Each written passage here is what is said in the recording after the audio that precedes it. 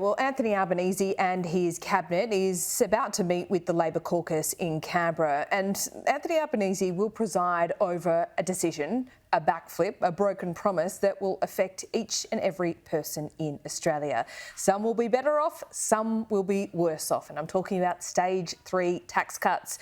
Joining me live now is the New South Wales Premier Chris Minns. Great to see you. Welcome back for 2024. I'm sure you're very well rested, Premier. First of all, can I ask you, with this decision that Anthony Albanese has made, has he killed off aspiration as an ambition for Labor voters?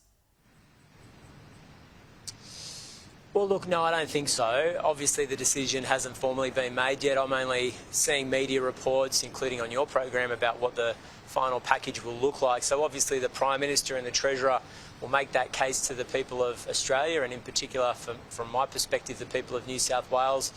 And I'll wait and see what the package looks like. So I think that that's reasonable, given it hasn't publicly been released yet. It is reasonable, but if you're earning $180,000 a year and living in Sydney, are you rich?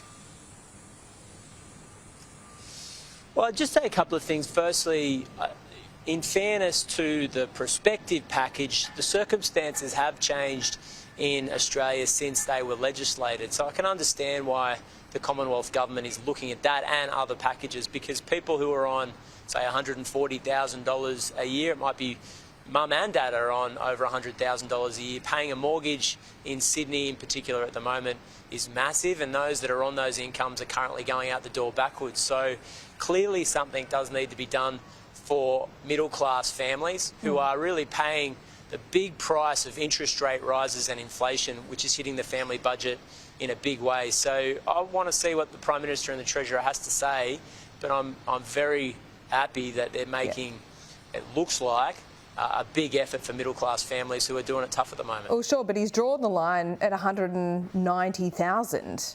Is that where the line should be? Well, you might have better information than me, Laura. The last time I checked on the way to this interview, the package hadn't been released. So I think it's reasonable to wait and see what it looks like. But I do think that if you look at a typical family in Western Sydney, about 1/3 of households are paying off a mortgage at the moment. Interest rate rises particularly smash their budgets, and something needs to be done for them. So I'm glad and grateful that the Treasurer and the Prime Minister are looking closely at these initiatives. Clearly, we can't have the big productive base of the modern Australian economy doing it so tough, because interest rates hit them harder than anyone else. Were you consulted about this? No. I mean, but that's reasonable. Income tax powers are a Commonwealth Government responsibility. We take care of tax powers in New South Wales, and we wouldn't generally discuss them with other jurisdictions. So I'll wait and see the package, see what it looks like. If you were consulted, what would you have said? That it's a diabolical political decision and you're going to get smashed from all sides for breaking a promise? No, I wouldn't use those words. I mean, you're asking me to have a hypothetical discussion about a dialogue that didn't happen for a policy that I'm not responsible for, that hasn't even been released yet. So, I mean, I think I'm happy to take all questions, Laura, but I'm at a bit of a disadvantage given the package hasn't been released yet. Yeah, OK. Well, we look forward to having another conversation when we have all the facts and the entire package on the table. That is fair enough. But I just want to go back to this issue because I spoke to Allegra Spender about this. Yes, she represents, suburbs like Vaucluse. I'm not saying that perhaps everyone that lives in Vaucluse needs an income tax cut, but I would point out that they're probably not earning all that much income tax anyway. But what about the millennial voters? Still the biggest voting bloc. They've been standing still for, a couple of years. Their careers are probably stalled a bit because of COVID. Bracket creep's going to get them, and this government is essentially telling them that if they're earning 180 grand a year, perhaps working 12 hours a day as a tradie, perhaps as a miner, I don't know, that they're rich. Do you think those kinds of people are rich?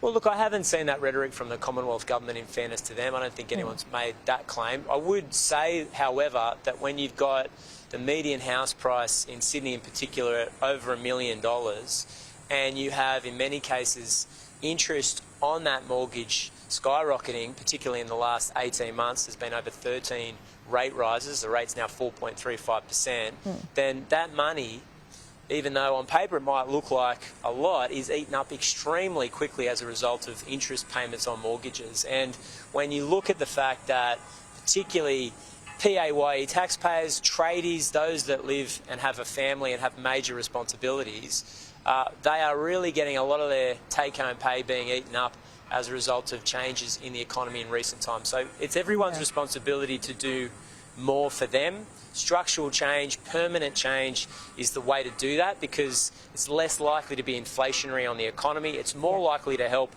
the family budget, not just in the short run, as in a cash handout from the government, but something that they can rely on each year, every year, going into the future, which is really important when you're planning, particularly if you've got kids.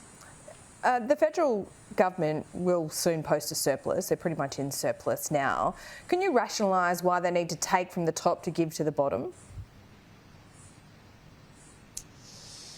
Well, I mean, again, I haven't seen the package because it hasn't been released, but my understanding is that everyone, even under the reported package, will get a tax cut, which is important. And I think that's in the context part of the discussion over the next week that we'll have. But, you know, let's let the Prime Minister make the case to the people of Australia. They're the ones who are going to have to make a decision on all these things. I just make the point that, I think you've alluded to it, that salaries of $140,000, $150,000 a year when you've got a significant mortgage and interest rates have risen at such an exponential rate are really hitting the family budget hard. We've all got to do more. And I think that's what the Prime Minister and the Treasurer are attempting to do. But why don't we suspend judgment and let them make the case? Okay, we'll do that, and we'll look forward to speaking to you later and regularly on this program in 2024. Before I let you go, I wanted to ask you about Australia Day, because it's become this day of awkward debate in the lead up. What will you be doing on Australia Day, and do you urge some of these retailers and big sporting bodies to embrace Australia Day more and actually play their role in making it more inclusive and less divisive? Well, look, I've got a big Australia Day, including a citizenship ceremony and a dawn opening of the day at Barangaroo with First Nations groups, and it's an important day for the country. So I do encourage Australians to get out, celebrate with family and friends, acknowledge the fact that we live in the best country on earth. I think that these national days are really important, and the reason for that is because so much of the politics, the media, every single day that we, I guess, live in our community is geared towards pulling us apart. You do need national days where people can reflect on the fact that we have more in common with each other than what divides us. And as I said, we live in this great country. So I love Australia Day. I think it's really, really important for community harmony. You'll find that the most passionate advocates for Australia Day are recently arrived migrants and those that have decided to become Australian citizens. They're passionately supportive of it. So if you're in doubt, go to a citizenship ceremony on Australia Day. You'll see some wonderful Australians and you'll see the future of the country. Yeah, they are absolutely spot on. New migrants are the most passionate supporters of Australia Day. We've heard, you know, the big retailers, I want to single out Woolworths here. It said essentially that it's a commercial decision, that people just aren't buying the paraphernalia and the Australian flags anymore. Do you buy that? Well, no, I don't, to be honest. On Australia Day, all you see is a reflection of what it means to be Australian, and I think a celebration of it, whether it's the boxing kangaroo or the Australian flag or a stubby holder with the country's flag on it. It's an irreverent way of celebrating a great time of the year. But more important than that, it shouldn't be about commercial decisions. It shouldn't be about, at the end of the day, the bottom line. These are important national days where we can, for just a single couple of hours, put aside all of our divisions and focus on what unites us. And if you don't have that through the year, then all you have is the daily newspaper drum of everything that we all disagree on. So one day where we come together is really important. Yeah, well said, Premier. Thanks so much for your time this morning. Happy New Year, and we look forward to talking to you after we have the detail and a lot more this year. Thanks so much. Thanks, Laura.